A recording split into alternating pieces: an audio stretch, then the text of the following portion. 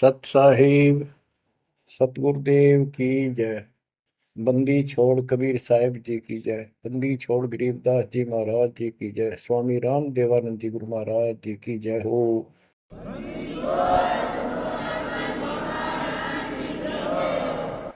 सर्व संतों की जय, सर्व भक्तों की जय, धर्मी पुरुषों की जय। श्री काशी धाम की जय, श्री सुडानी धाम की जय, श्री क्रोथा धाम की जय, श्री बरवाड़ा धाम की जय। सत साहिब कबीर दंडवतम गोविंद गुरु बंधु अर्जन सोए। पहले मैं प्रणाम तिन नमो जुआगे ओए। कबीर गुरु को की जय, दंडवतम कोटि कोटि प्रणाम। कीट न जाने रंग को यो गुरु कर है आप समान। बच्चों, मानुष जन्म परमात्मा की कृपा से आपको प्राप्त है। मनुष्य जीवन के अंदर मूल उद्देश्य केवल भक्ति करना और मोक्ष कराना होता है।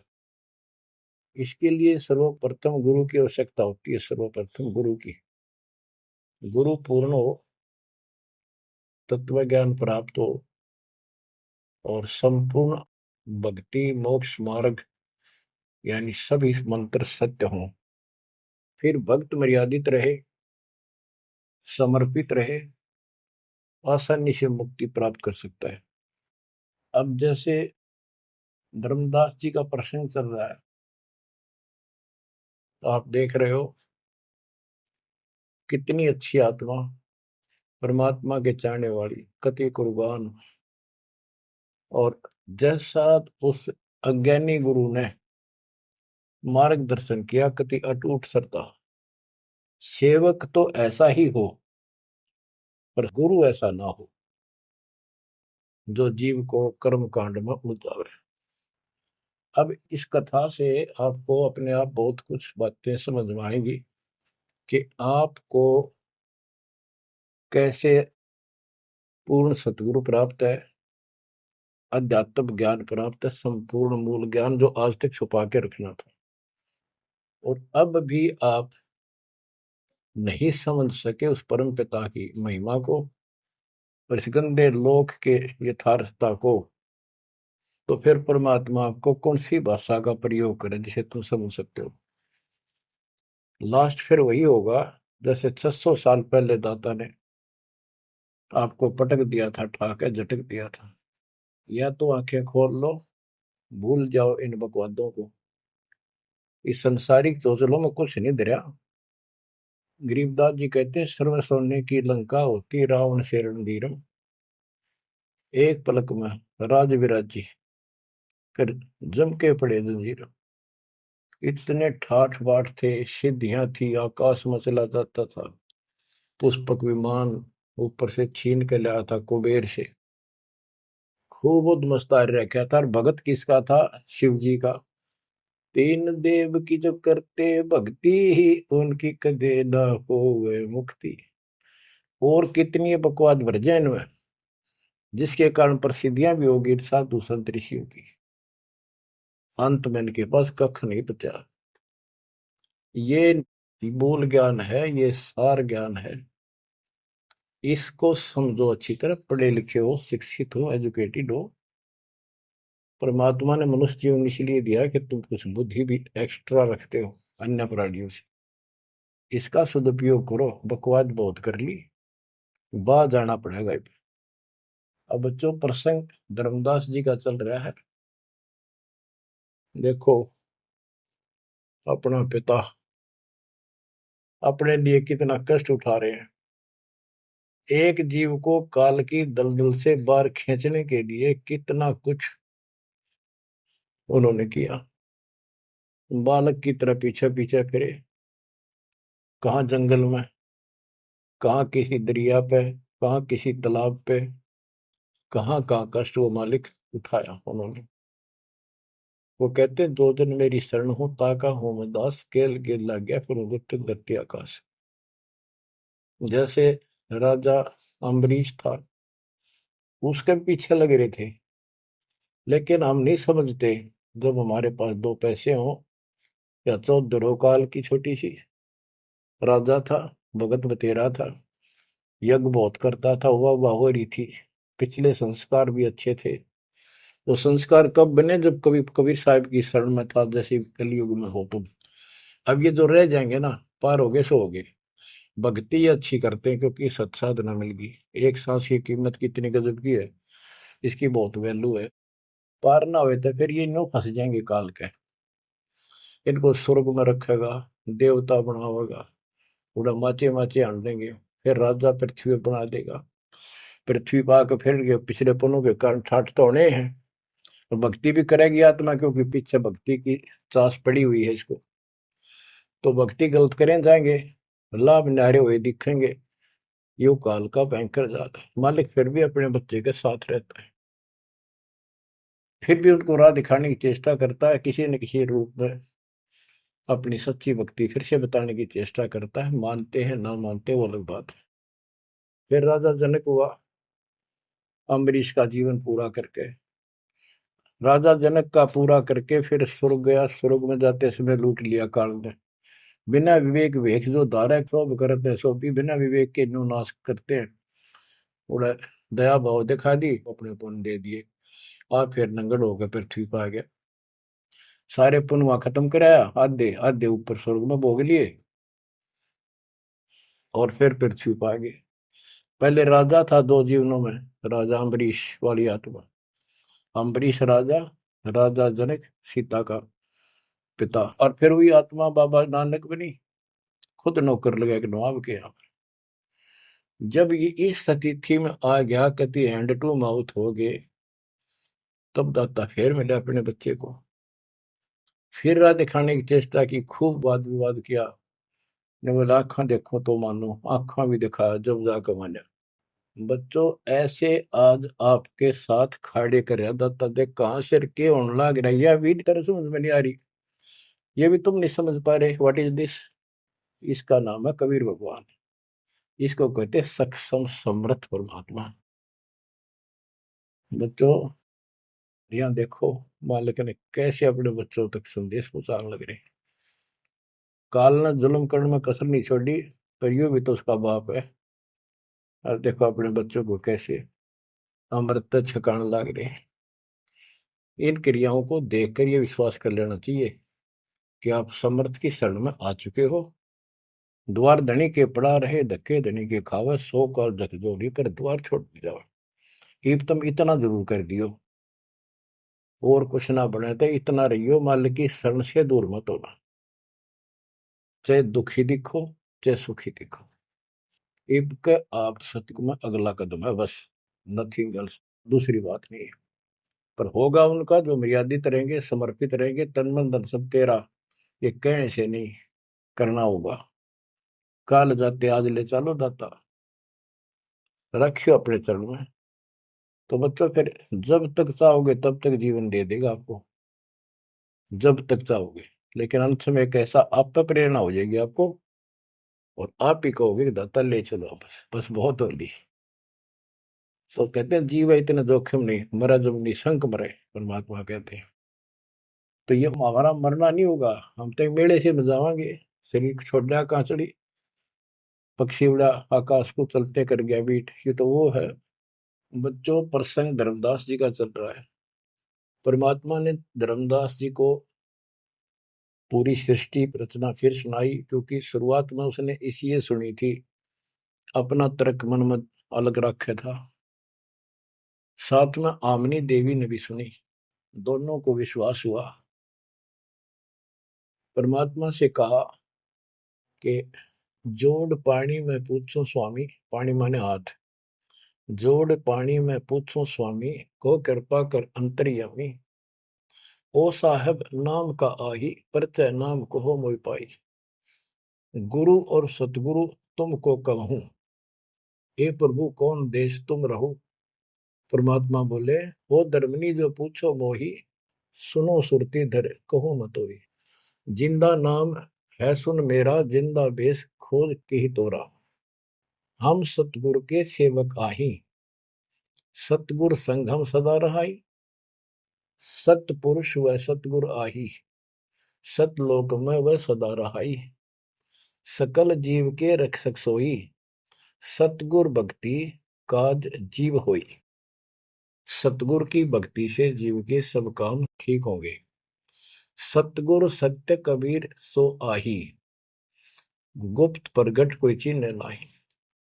सतगुर आज जगत तन धारी, दासा तन दर शब्द पुकारी।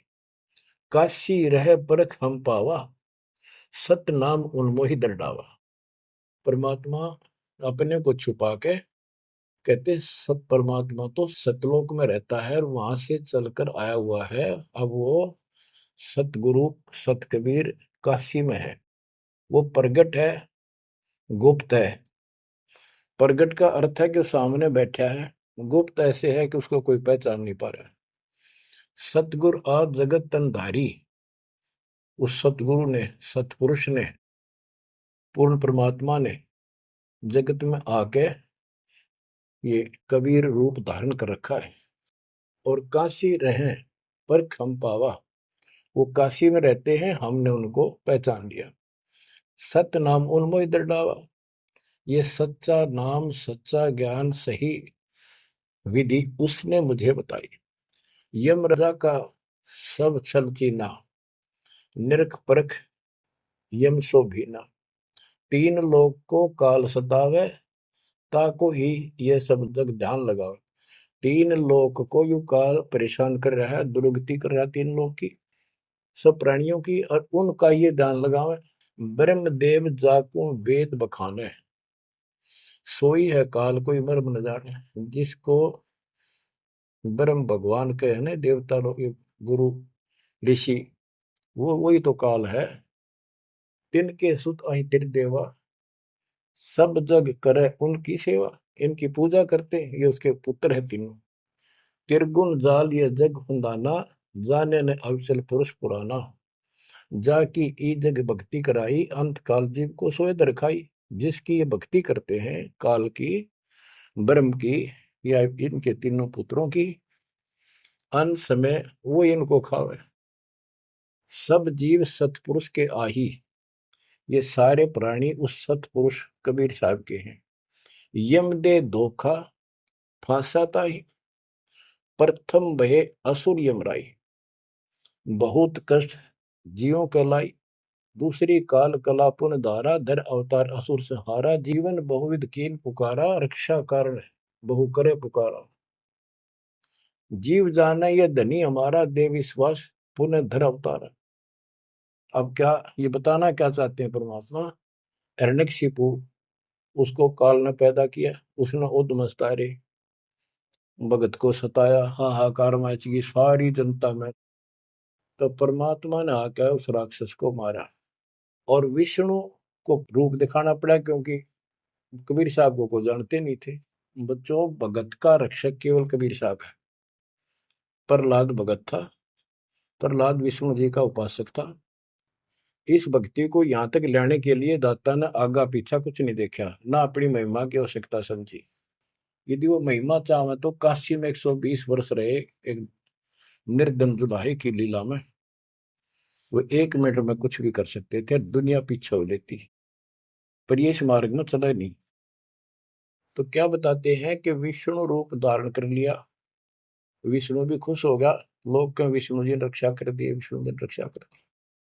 अब ये काल का जाल नो ऐसे अड़ा रहा। अब कबीर साहब ने इसको उसी तरीके से समझाने की चेष्टा की है, अपना रोल निकाल दिया बीच में। कबीर साहब समझाना चाहते हैं कि एक तरफ तो काल ने राक्षस बनाए, फिर तुम कहते हो विष्णु ने नरसिंह रूप धार करके और हिरण्यकशिपु को मारा, इसलिए विष्णु की महिमा बन गई।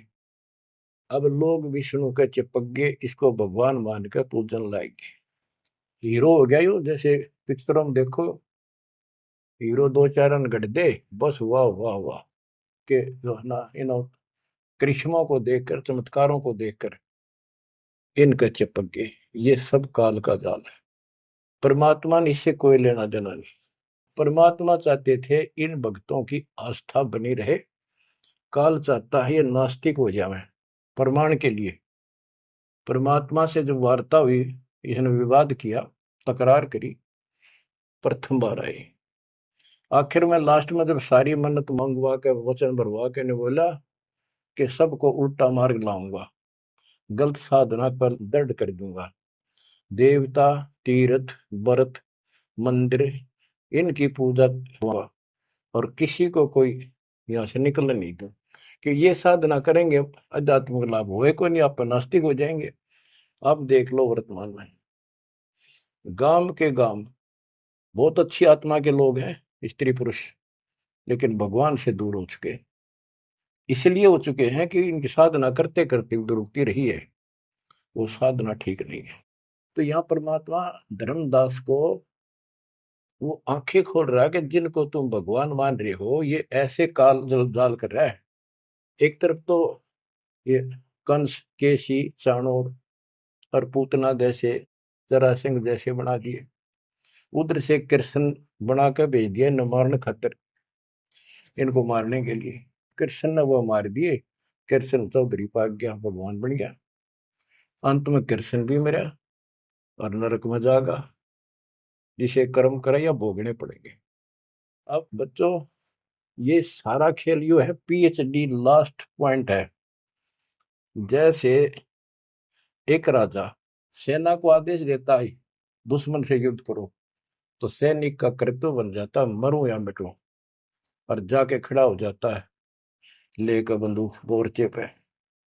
तो सैनिक सच्ची आत्मा से होते हैं और वो दुश्मन के छक्के छुड़ाने के लिए अपना जीवन न्यौछावर कर देते हैं, आमने सामने मोर्चा संभाल लेते हैं। अब वहां पर कुछ इधर से मारे जाते हैं, कुछ उधर से मारे जाते हैं। जैसे अपने भक्त बच्चों को सेना में जाना पड़ता है, लड़ाई भी करनी पड़ेगी, युद्ध के मैदान में उतरना ही पड़ेगा और आमने सामने मोर्चा डांटना पड़ेगा। युद्ध तो करना पड़ा, लेकिन वहां रक्षा कौन करेगा? वहां उन बच्चों की रक्षा कबीर साहब करेगी। इसी प्रकार काल ने रामकृष्ण को भेज दिया इनको मारने के लिए। रामकृष्ण को कोई मौत नहीं था इनको मारने का, इनके साथ खुद मालिक रहे। रामकृष्ण सतगुरु सहजादे भक्ति हेतु यूं हुए प्यादे। रामकृष्ण भी उस परमात्मा के बच्चे हैं, उस महाराजा सारी सृष्टि के सम्राट कबीर जी के राजकुमार हैं, सहजादे हैं। ये तुमसे ज्यादा निकट प्यारे हैं उसको, क्योंकि पिछले में बहुत गजब की भक्ति की थी, पर पैर फिसल गया इनका, अब काल का फंस गए। कोटिक अवगुण बालक कर ही पिता एक चित नहीं धरी। बाप के अंदर एक ऐसा परमात्मा ने पर रखा है प्रेरणा, स्वभाव, बालक से करोड़ों बकवाद कर ले पर पिता एक भी उसकी गलती को ज्यादा सीरियसली नहीं लेता। तो इसी स्थिति पर परमात्मा इस नियम से उन निकमों के साथ भी आज है, लेकिन बहुत प्यारे उनको हैं, क्योंकि कभी वो बहुत गजब के भगत थे और कॉलोनी को सिलेक्ट करे उनके कर्म फुड़वाने के लिए, उनको उच्च पद देता है।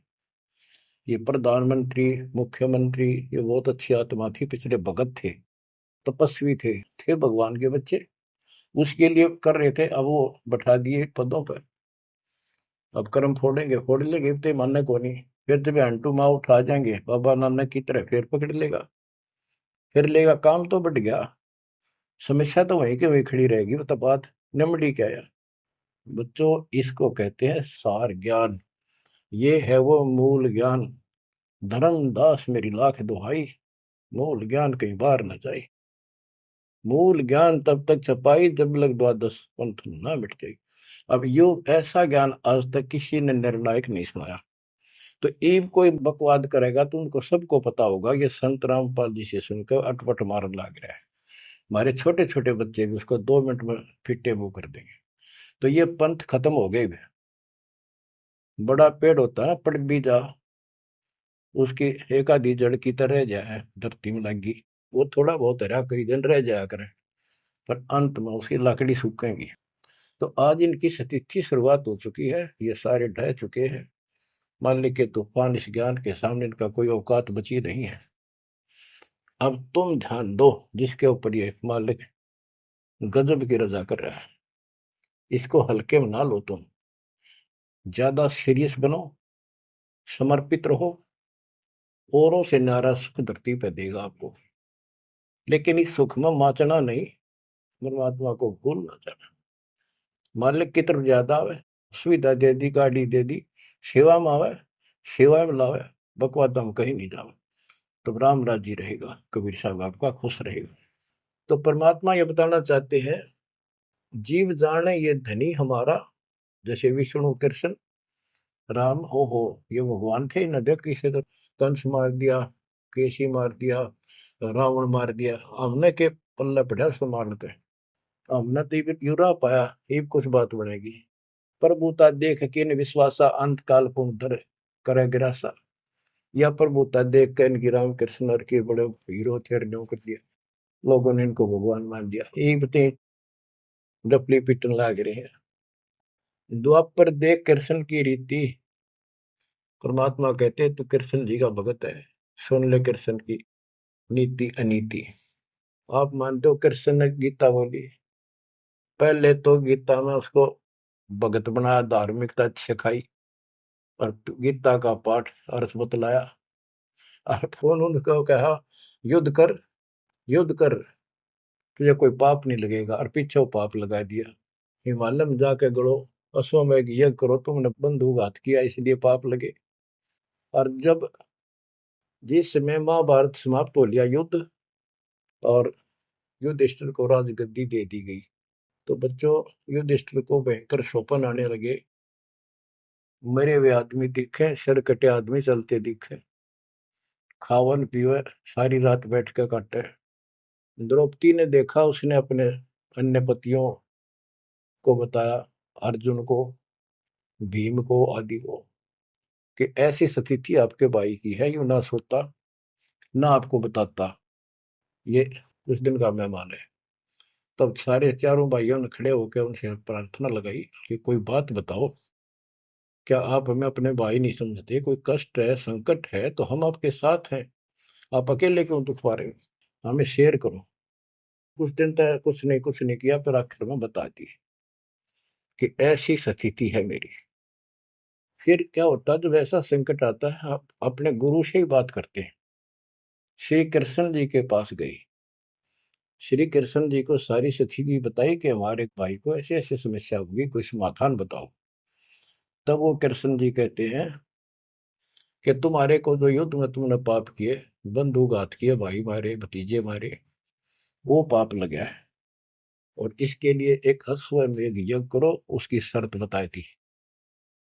अर्जुन उस समय स्तब्ध रह गया कि ये, और कृष्ण उस दिन तो कह था तुम्हें कोई पाप नहीं लगा तो निश्चिंत होकर युद्ध कर ले, मैंने सारे रख, तो तेने मत बनाना। आज ये पाप कहां से आ गए? विवाद करना इसलिए उचित नहीं समझा कि जब मैंने ये पॉइंट उठा दिया, भाई मेरा इलाज नहीं करा होगा, क्योंकि उसमें करोड़ों रुपए लगने थे उस धर्मयज्ञ के अंदर। और युवती ने सोचेगा भाई खुश नहीं है मेरा इलाज कराने में, ये मर जाएगा, इतना धर्म कर्म का पक्का है। तो अर्जुन ने अपने सब्र का घूंट पिया, अपने दिल की झाल डटी, और जैसा कहा वैसे यज्ञ करवाई। उस यज्ञ में शर्त थी कि एक पंचायन संघ अलग से रखा जाएगा, कि एक आश्रम सा बना के साफ सुथरी स्वच्छ स्थान पर एक अलग से उसका स्टैंड बना के, और सब महापुरुष देवता पृथ्वी के ऊपर के लोक स्वर्ग लोक के सारे बुलाओ, और सब पृथ्वी के जीव, ब्रह्मा विष्णु महेश, सबको न्योता दे दिया। 56 करोड़ यादव, 12 करोड़ ब्राह्मण, 88,000 ऋषि, 33 करोड़ देवता, और ये सारे आगे। सबने भोजन खा लिया, और शंख नहीं बजा, यानी यज्ञ संपूर्ण हुई नहीं। यज्ञ पूरी ना हुई तो पाप कटे नहीं, वो दुख नो का नो रहेगा। तो इतना खर्च हो चुका, और बात वहीं की हुई, कोई ट्रीटमेंट नहीं। श्री कृष्ण ने भी खाना खा लिया। उस समय युधिष्ठिर ने पूछा, भगवान अब कैसे बात बनेगी, सब ने भोजन खा लिया है। तब कृष्ण जी ने बताया, क्या तुमने इधर एक संत है, उसका ये सुदर्शन नाम है, वो एक गुरु भक्त है, उसको निमंत्रण नहीं दिया। भीम की ड्यूटी थी, सेवा थी उस साइड में निमंत्रण बांटने की। भीम से पूछा गया, भीम ने बताया कि मैं गया था पर वो गलत बोला। उसने कहा कि तुम्हारे से तो कसाई भी अच्छा था, तुमने इतने मानस मार दिए। वो विधवा बहन सैनिकों की आज तक टक्कर मार कर हो रही है, तुम बैठ के मौज कर रहे हो। नरक में पड़ोगे जाके, तुम्हारे अन्न खाकर नरक में जाना है क्या मैंने? पहले मुझे ऐसी ऐसी 100 अश्वमेघ यज्ञ का फल दो, तब मैं तुम्हारा टूक तोड़ू। कृष्ण बोला, फिर आपने क्या कहा? मैं क्या कहूँ था जी? उसने फिर कह दिया, बताओ ना मन्ना, ये तेरे बिना कि हमारी यज्ञ अधूरी रह जाएगी, श्री कृष्ण जी हमारे साथ। तब भगवान बोले, सारी बात बिगाड़ दी, तुम चलो। पांचों को रथ में बैठा के लाया। उनकी कुटिया से एक, कम से कम 1 योजन, यानी 12 किलोमीटर दूर रथ रोक दिया। वहां से पैदल चल के आए नंगे पैरों। उस दिन क्या था, सुदर्शन जी ने अपने गुरु परमात्मा खुद कबीर साहब करुणा में नाम से प्रकट थे द्वापर में, उनके वो शिष्य थे। उनको सारी बात बताई। परमात्मा को पता था फेर आऊंगे, काम तो उनका होना को नहीं। तो सुदर्शन जी से बोले, तुम घूमन फिरन चला जा किते, वो फेर आऊंगे। कि सुदर्शन जी तो चले गए भ्रमण पे, परमात्मा उनका रूप बना के वहां बैठेगी कुटिया में। जब वह सारी टीम पहुंची कृष्ण वाली, जाते ही श्री कृष्ण ने दंडोत प्रणाम की। साथ में पांचों पांडवों करनी थी। फिर कहा, परमात्मा ने पूछा, हे जगदीश, हे तीन लोक के मालिक, यह कैसे आना हुआ गरीब की झोपड़ी पे? तो श्री कृष्ण जी ने कहा, आप जानी जान हो, इन्होंने ये पांडव हैं, ये भीम है, ये युधिष्ठिर है, सारी इंट्रोडक्शन कराई। ये आपको निमंत्रण देने आए हैं, इनके यज्ञ में प्रसाद पाओ ताकि इनका कल्याण हो। सुदर्शन जी बोले कि भाई मैंने इस भाई तक कही थी, देखो खड़ा मोटा हा, मेरी वह शर्त पूरी कर दो तो मैं आज तैयार हूँ, नमक हो नहीं चालू। तो श्री कृष्ण जी बोले, जी आपकी वाणी है, कबीर संत मंडल पहुंचा दिए, तजमाया अभिमान, जो जो कदम आगे रखे ओ एक समान। ये दाता, हम वहां से चलकर कहाँ से चले थे, आप तो सारे कदम जानते हो। और 12 किलोमीटर तय, 1 योजन तक हम कति पैदल आए हैं। यहाँ से वहां तक हमारे जितने कदम एक यज्ञ बनाए बताए आप, हे दाता, 100 आप लेखा ला दो, बाकी हमारी जोड़ी में डाल। साधु भूखा भाव का, धन का भूखा ना। ने बोला, वे चलते हैं। जब पहले भीम आया, डींग मारा था। जब सुदर्शन जी ने ये कहा कि तुमने इतने आदमी मार दिए, ऐसा जुल्म कर दिया, भीम बोला, युद्ध ऐसे नहीं जीता जाता, एक का गदा मारूं था 6 मरे थे। तो परमात्मा ने उसकी फड़क निकालनी थी, कुछ परिचय देना था कि इसमें कुछ है। परमात्मा बोले, सुदर्शन रूपधारी कबीर साहब के भीम, पहलवानिया मेरी माला तार के दिए, दे खुट्टी व टंगरी। हो गया तारण खातिर, कणछन लाग गया पहलवान, हुआ माला ना उतरी, वह सुमरनी उतरी नहीं। ने बोला, रे तू एक मारे था, 6 मरे थे पहलवान, या छोटी सी माला नहीं तेरे से उठती। खिसियाना होकर वापस आ गया। परमात्मा ने ऐसे हाथ करे, आपसे उतर कर आएगी हाथ में माला। और बहुत चक्के रह गए, अचंभित हुए सारे के सारे। तब परमात्मा को लेकर ये घुमाए। लंबी कहानी है, विषय दूसरा चल रहा है। तब उस दाता के भोजन करने से उनका काम बना। जब वो शंख बजा, ये अलग प्रसंग कभी ठीक से जच कर सुनाऊंगा। अब प्रसंग दूसरा चल रहा है। परमात्मा कह रहे, धर्मदास, तेरे कृष्ण की कुनीति सुन ले। एक तरफ तनियों का था, तेरे पाप ना लगे, और फिर पाप बताए दिए। उन पापों को धोने के लिए जो विधि बताई, उससे भी बात ना बनी। वो भी समर्थ सक्षम हम थे वहां पर, हमने की। और बच्चों, वो पाप नहीं थे, वो पाप तो थे लेकिन वो प्रेत बाधा थी। वो जो सैनिक मरे थे, विधवा रो रही थी, वो सैनिक उसने तंग कर रहे थे, प्रेत बने हुए। वह प्रेत बाधा भी कृष्ण तक नहीं ठीक हुई। बच्चों, गरीबदास जी कहते, तुम कौन राम का जपते जपन, ताते कटे ना ये तीनों ताप। ये 3 ताप के तहत दुख था उनको। और वो पाप तो न्यो के न्यो रखे रह गए। ओए होए।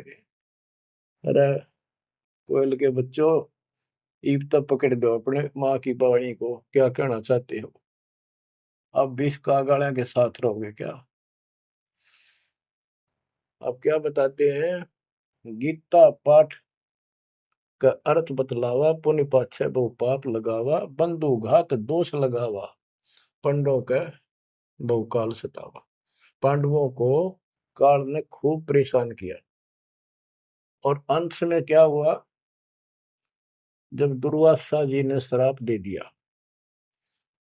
कि जैसे कृष्ण जी के पुत्र प्रद्युम्न और दो चार पांच और बच्चे मिलकर दुर्वासा जी द्वारका की बनी में बैठे थे, तपस्या कर रहे थे, कुछ दिन के लिए कहीं कहीं रुक जाते थे। वो पता चला कि बड़ा पहुंचा हुआ संत सिद्ध आ रहा है।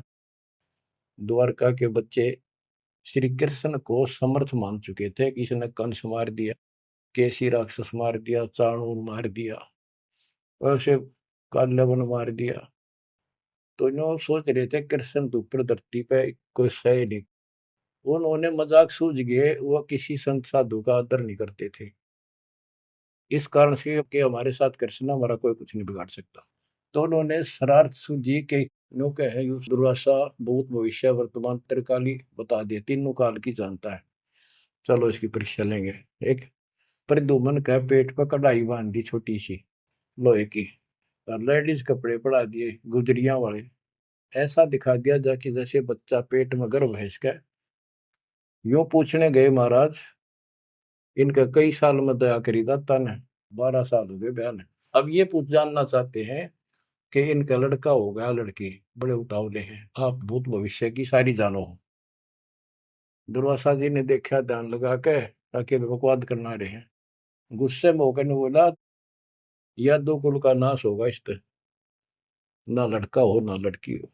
और आंख लाल करी बाज लिए बच्चे थे, सब ना के बता पता चला। यानी उस दुर्वासा के श्राप का कृष्ण तक बात गई। कृष्ण जी ने समाधान बताया कि इस कढ़ाई ने घिसा के चूर्ण बना के प्रभास क्षेत्र में डाल दो जमुना में, ऐसा कर दिया गया। फिर भी श्राप न्यो का न्यू रह गया। वो श्राप वो द्वारका में उद्मस उतर गया, अचानक बालक मर गया, अचानक कोई और दिक्कत आ गया, छोटी सी बात पर लट्ठम लट्ठा, रोज झगड़े होने लग गए। कृष्ण जी के पास फिर गए, यू कारण क्या है बताओ भगवान, इसका समाधान बताओ। किसी न किसी की बात नहीं सुहारी, यू कौन सा पाप सेध गया नगरी का? कृष्ण जी बोला, भाई तुमने, जो दुर्वासा का श्राप है ये दुखी कर रहा है, इसका समाधान है तुम जाके वहां जमुना में स्नान करो प्रभास क्षेत्र में, जहां पर वो कढ़ाई के कंड डलवाए थे चूरे बना बना के। उसमें एक कड़ा घिसा नहीं था कढ़ाई का, पूरा ना घिसा, थोड़ा बहुत घिस, चमकीली सी वस्तु होगी, वो मछली ने खा ली।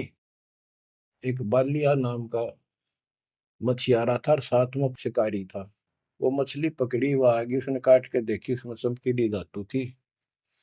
उसका अपना तीर का एरो बनवा दिया, आगे का ऐसा विषाक्त करके जहर में बुझवा के। और जो कण थे जो कढ़ाई के बताते हैं, उनके सरकंडे जाम गए, बूढ़े बूढ़े, उनके तीखे पत्ते गजब के तलवार जैसे।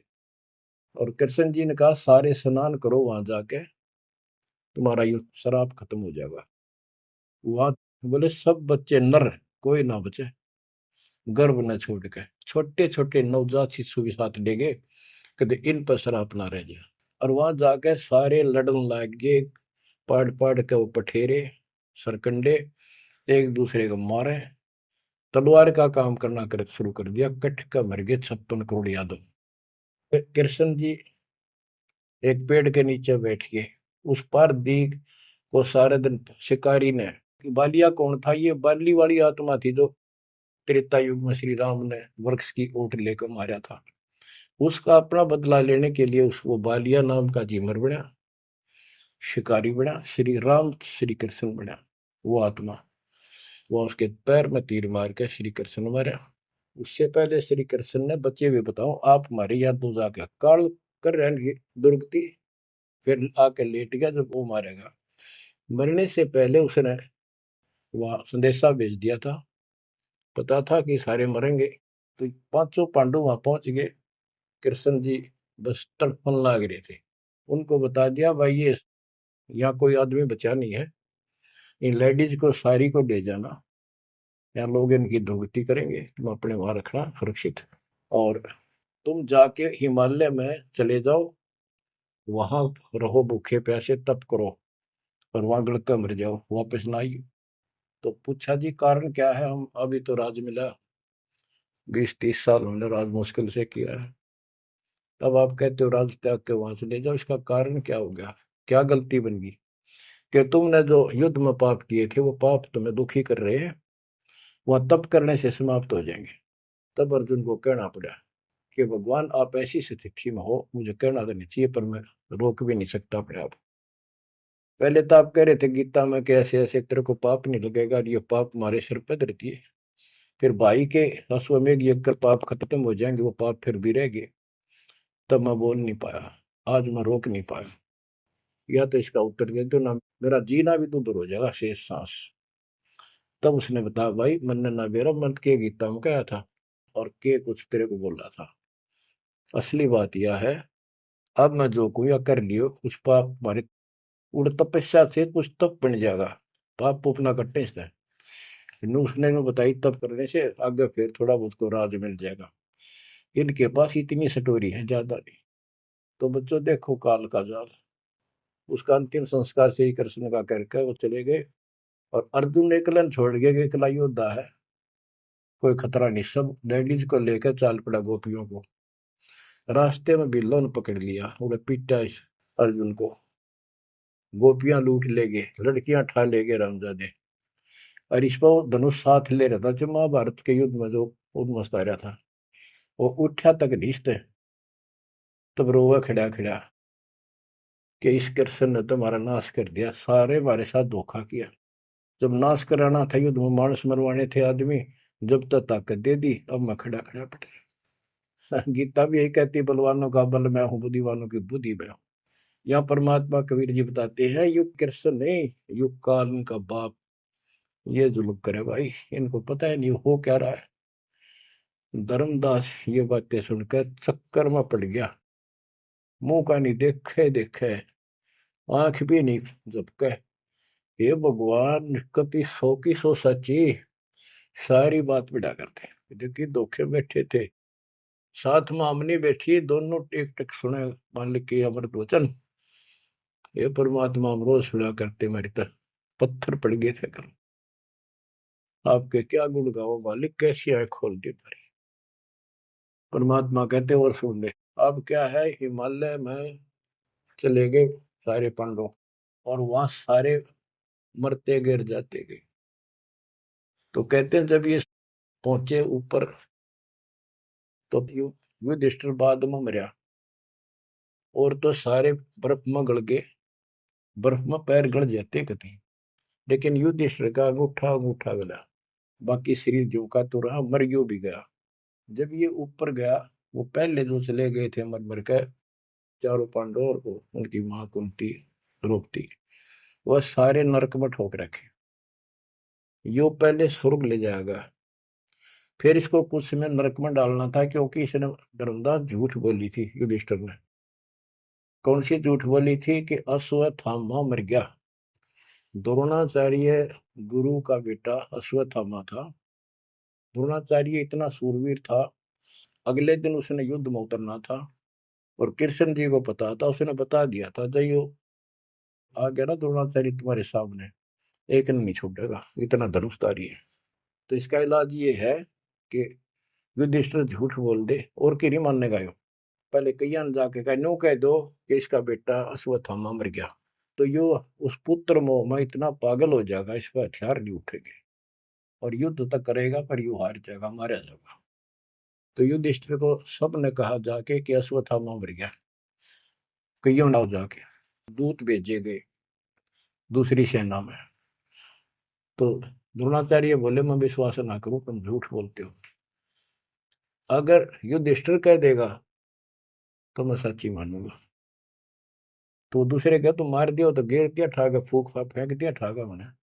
युधिष्ठिर को तैयार किया गया कि तू यह झूठ बोल।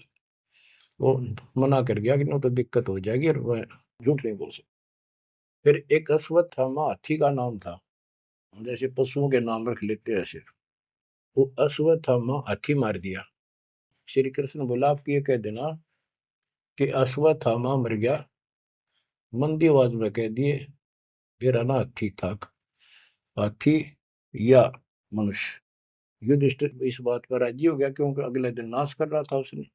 तो मन में दोस्त तो आया उसके, झूठ बोल दी जाके कि आचार्य जी अश्वत्थामा हिते संस्कृत नौकंते द्रोणाचार्य का तो बुरा हाल हो गया, चक्कर आने लग गया कि अश्वत्थामा मर गया।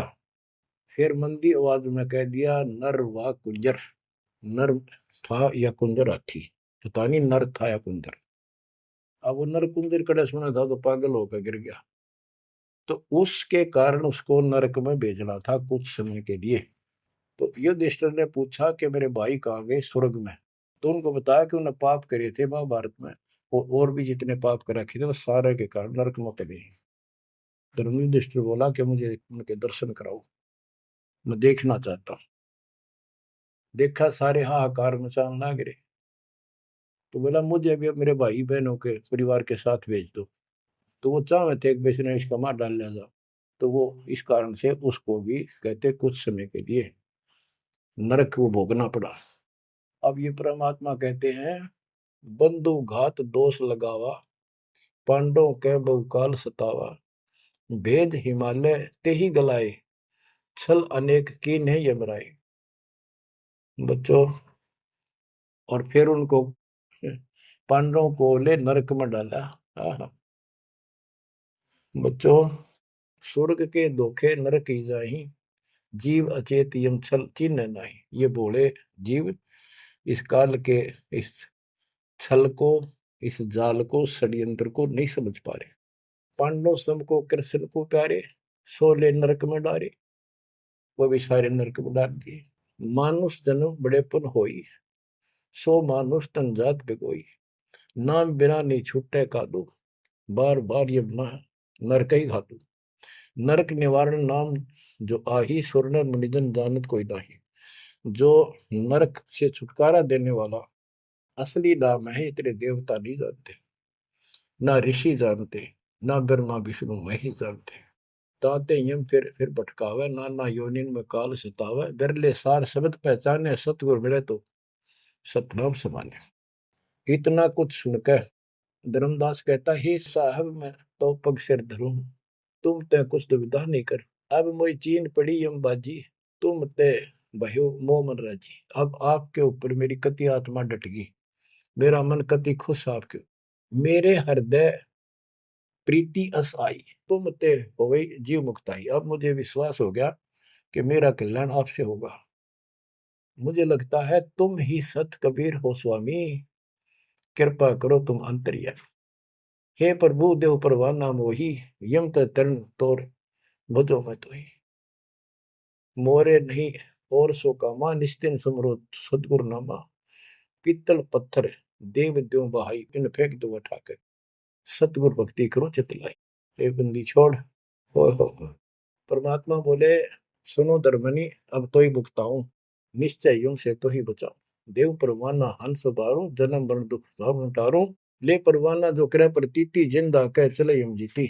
अब वही आज्ञा देव धर्मदासा, मैं गमन करूं सतगुरु के पास है। अब मुझे आज्ञा दे, मैं अपने गुरु जी के पास जा रहा हूँ। सतगुरु संग आयब तो पाई, फिर मैं अपने गुरु जी ने लेकर आऊंगा तेरे पास।